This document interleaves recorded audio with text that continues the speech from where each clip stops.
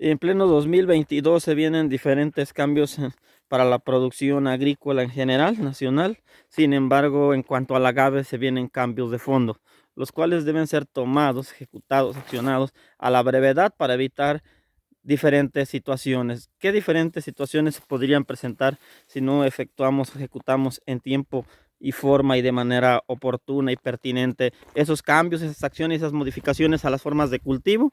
Es de que la primera es que el cultivo del agave, sí es cierto, se ha vuelto un monocultivo en parte.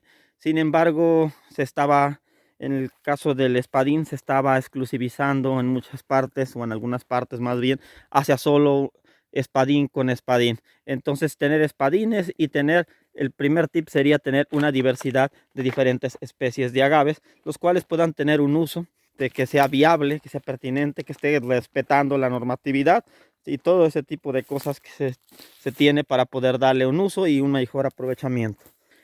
Parte de los cambios que se presentan en el 2022 es el exagerado y extremoso, o diríamos abusivo, incremento en los agroinsumos que se utilizan para el agave, o que se han utilizado o se utilizaban, y que posiblemente serán reemplazados, sustituidos, o en su caso no aplicados por razones de diferente índole. Dentro de esos factores se tiene que el ingrediente activo glifosato se está reduciendo su uso, lo cual sí se tiene a bien de alguna manera. Sin embargo, en el corto plazo va a traer unas ligeras consecuencias que pues se van a abatir poco a poco, solo cuestión de buscar estrategias. Dentro de lo que se viene con la escasez de glifosato debido a las reducciones de la disponibilidad, pues es su incremento en el precio, que lo podrán ver de manera marcada en las tiendas. Sin embargo, lo que queda es la migración hacia el uso de otras moléculas, y no esperemos al 2024, al mes de enero, cuando se va a prohibir ya, de hecho, que ya no va a haber pues más que nada el ingrediente activo glifosato, a menos que en ese lapso de ese tiempo surja alguna otra propuesta, porque recuerden que esto es normativo más que de otro tipo de índole. Entonces, basado en un decreto presidencial, es que ya en enero del 2024, pues yo diría que mucho más antes, y para entonces ya no debería de estarse usando, pues deberíamos de tratar de, para lo pronto, dejar de usarlo e irlo reemplazando, para que, como dicen, el cambio no sea menos de golpe, sea menos repentino, y ya estemos preparados para ese entonces. Entonces, la sugerencia es comenzar a buscar nuestras diferentes maneras y estrategias, todo haciendo un manejo integral de maleza. No necesariamente reemplazarlo solo por una molécula que sea similar o que hasta se parezca en el nombre, como si lo existe, o por selladores, sino un manejo integral, holístico, dinámico, inteligente, que pueda tomar en cuenta todo, porque a veces nos preguntan, tengo una maleza, ¿qué le aplico? Tenemos que saber qué maleza es, qué tipo de crecimiento, qué cantidad de ceras tiene, si es de hoja ancha, de hoja angosta, cómo está de alta, su porte, su edad, si está en periodo de floración, si muchísimos factores que a veces se ven sencillos cuando usa un herbicida o un producto muy fuerte o amplio espectro. Es muy sencillo, pero cuando empezamos a tener unas opciones más limitadas, tenemos que tomar mucho en cuenta este tipo de factores.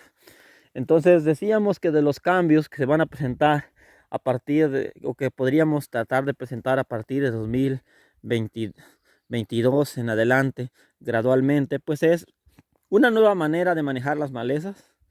Ya se venía haciendo, sin embargo, todavía posiblemente quienes tengan conocimiento de los usos de agroinsumos para el agave tendrán noción de que en general el glifosato se usaba considerablemente, pues, lo cual posiblemente este año ya sea menos usado, y los que sigue pues definitivamente va a ser reemplazado. Entonces, como primer punto de los cambios que se van a presentar, o que se podrían presentar, o que se deben presentar, pues es el cambio en el manejo de la maleza. Y quisiéramos sugerir que ese cambio no sea solo que se fue un herbicida y usar otro herbicida. Recordemos que lo que significa herbicida, pues que va a desecar o va a controlar o manejar malezas. Entonces, en general, cualquier producto podría traer algún efecto, por mínimo que sea, a algo.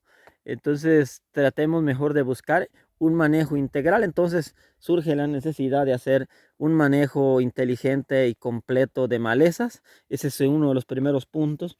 En algunas ocasiones se dice decían algunas personas, las malezas son muy sencillas, tú nada más le aplicas X o Y cosa y ya se controlaron allá. Por supuesto que no, debe ser más manejado con un poco más de inteligencia y con un poco más de visión para poder evitarnos consecuencias como por ejemplo de que digan, se acabó el glifosato y ahora ¿qué hacemos?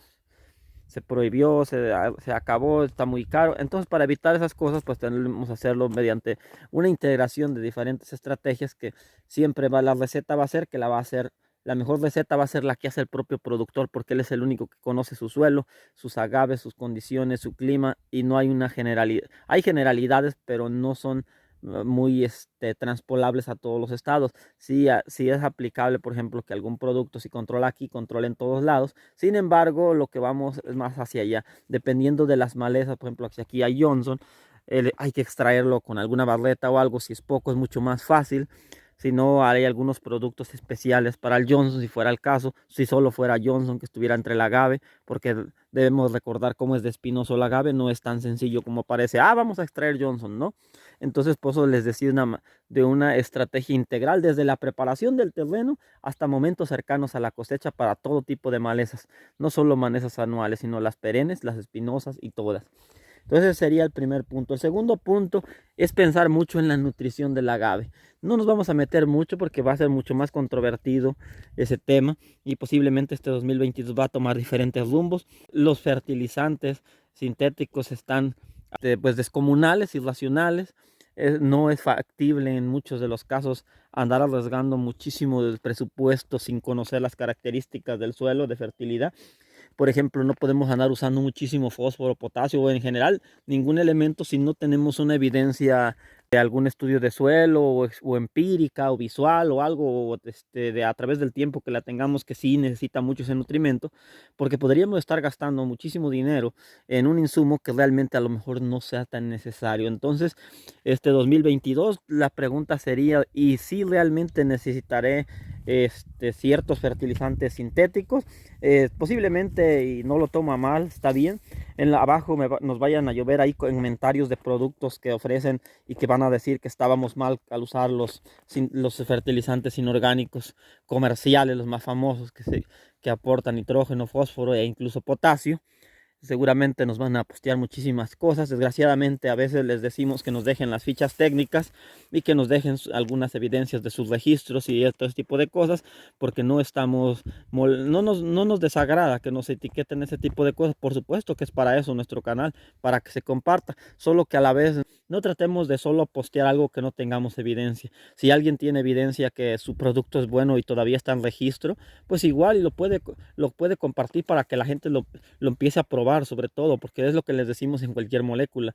Lo primero, probarlo y pues muchas de las personas que hemos ido a la academia, hemos tenido la oportunidad de estar en una o varias instituciones, sabemos que para saber si un producto lo vamos a usar o no, pues hay una serie de filtros que dan diferentes criterios.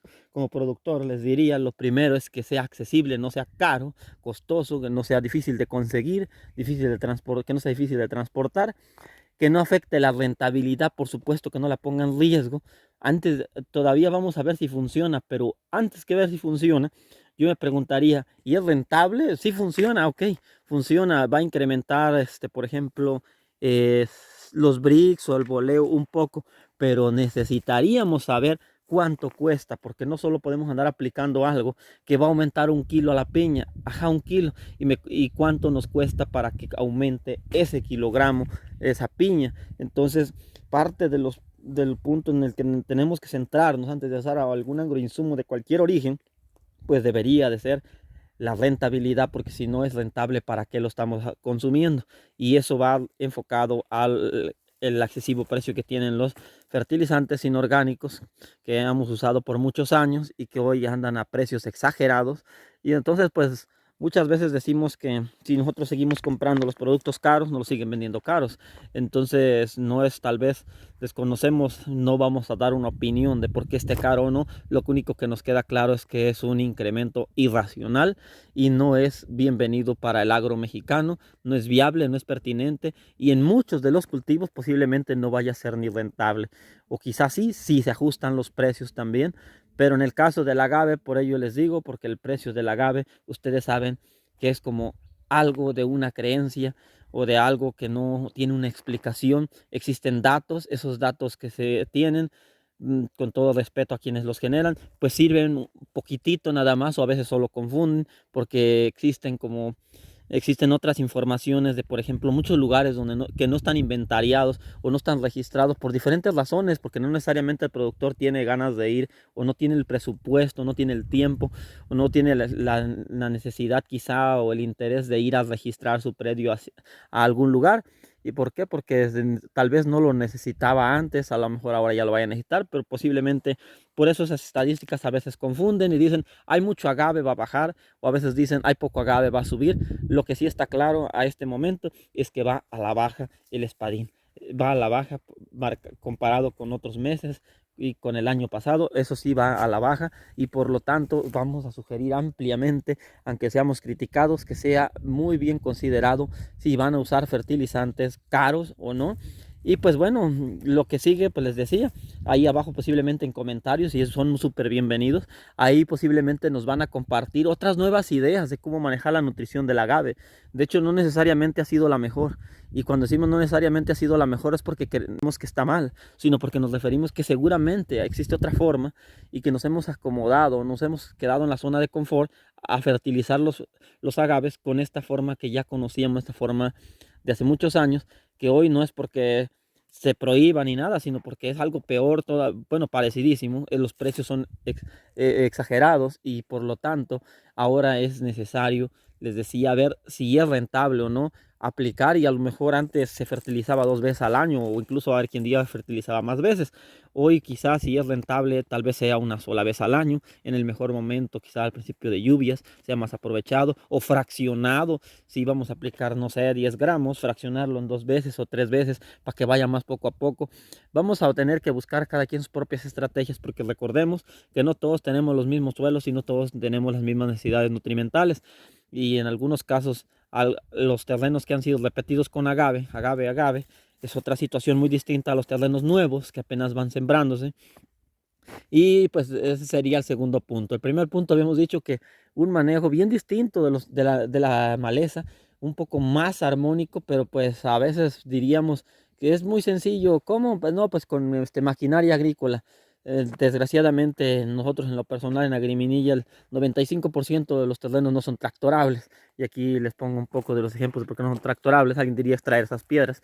Si supieran el tamaño que tienen esas piedras cuando lo hemos intentado, además de que nosotros no estamos con la idea de desempedrar los terrenos, porque sabemos cómo se van haciendo de feos, y las piedras es lo que nos ha permitido que los suelos se estén conservando, y es lo que nos ha permitido el boleo que han venido viendo a lo largo del video, que no es tampoco lo mejor, porque dentro de nuestras mayores limitaciones que siempre tenemos, pues es el presupuesto para poderle dar lo mejor al agave. Entonces siempre andamos batallando ahí con el óptimo, y ojalá el óptimo con lo más mínimo, con lo más básico.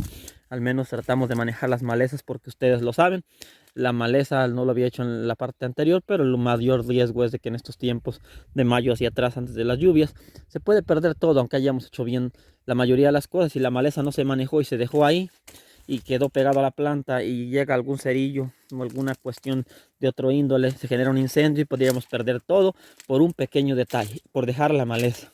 Entonces ya vamos en dos factores. Decíamos que uno es manejar bien la maleza, el segundo es manejar bien la nutrición, el tercero es manejar, pero yo le llamaríamos manejar, y creo que los fitopatólogos me pueden corregir, quiero tener la idea un poco más o menos más razonable, no controlar las enfermedades. Agave espadín, y les reitero que me enfoco más en este, porque tratamos de cumplir con lo que siempre se les invita, a tratar de hablar de lo que conocemos y hacemos, y compartir de ello lo que hemos vivido y lo que nos consta de alguna manera, para que sea más acertado y que siga teniendo esta virtud de la educación online y la capacitación virtual por medio de plataformas, siga teniendo el privilegio que ha tenido de ser de tan buena calidad y que sobre todo que es gratuito esto. Entonces sigamos con eso de tratar de compartir lo que nosotros sí sabemos, lo que hemos hecho, y por eso generalmente hablo poco de azules, de lo cual sí hemos estado alguna que otra vez en los estados donde se produce, pero pues no tenemos la experiencia que tienen muchos colegas que sí se dedican más al azul, que ellos posiblemente, me parece que hay varios canales que pueden seguir, ahí pueden adquirir un conocimiento más fino, más claro para el caso de azul. La mayoría del contenido en este video aclaro o tomo la oportunidad para aclarar que es enfocada sobre todo para el espadín y en particular a dos, el espadín tipo oaxaqueño y el criollo tipo guerrerense, que se parecen bastante, solo se diferencian en cuanto a sus hojas y pues que principalmente el oaxaqueño, bueno, al menos el oaxaqueño aquí en el Guerrero nosotros no los propagamos a partir de semilla, solamente hijuelos y no llega al momento de liberar este polen. Tratamos de llegar a cuando empieza a madurar, cosechar. Y en el caso de los criollos, como el espadín de Guerrero, de la región norte, ese sí lo propagamos a partir de semilla y muy poco a través de hijuelo. Entonces, ahí ya llevamos el tercer punto estábamos, y por eso hablábamos de esto, que era en cuanto a las enfermedades del cultivo del agave. Y por eso decía que el término manejar, porque manejar no significa que tengamos que controlar como cuando nos pasa. Ya estoy enfermo, ahora sí doctor, ¿qué me tomo? Ya tengo triglicéridos, tengo colesterol. Era antes, era un consumo racional de grasas, una modificación de la dieta, cosas que a veces no hacemos. Y entonces en los agaves es exactamente lo mismo. A veces estamos rebasados porque normalmente tenemos muchos compromisos con nuestros agaves y a veces quisiéramos ayudar a los demás con sus enfermedades sanitarias, claro, del agave, pero a veces ya no nos alcanza el tiempo y les damos unos tips, pero me dicen, lo que pasa es que ya lo plantamos y lo que pasa es que las enfermedades ya están ahí y les volvemos a decir y a veces sí nos lo toman a bien y a veces no, porque nuestra recomendación debió de haber sido preventivo principalmente, más cuando nos hablan que de plantaciones que tienen fusarium, que ya tienen marchités o problemas bacterianos, como la pudrición de cogollo. Y pues siempre somos sinceros, son problemas fitosanitarios serios, que también tienen relación con plagas, tienen relación con el manejo de las herramientas, y con muchísimos factores ambientales. Y si ya nosotros tuvimos el detalle de que no se seleccionó bien la planta y no se le dio un buen mantenimiento y no fue todo preventivo, pues entonces ahí está el primer punto que nos va a encarecer los costos. Entonces ya iban tres factores, lo que era, hablábamos de la maleza, las enfermedades, en el tercer punto, y la nutrición. En cuanto a las enfermedades, vemos más esperanzador el ambiente, vemos en línea más opciones, veo más en las redes un poco más de opciones para el manejo de estos problemas fitosanitarios, que sin embargo también como no los hemos utilizado en general, no hemos tenido tanto problema, pues no vamos a entrar a detalles y lo vamos a dejar a las personas que los comercializan o que los distribuyen y que ellos vayan complementando la información y seguramente pronto van a estar sacando sus canales, si no es que ya los tienen, para estar difundiendo sus nuevos productos y nuevas soluciones que estén sacando.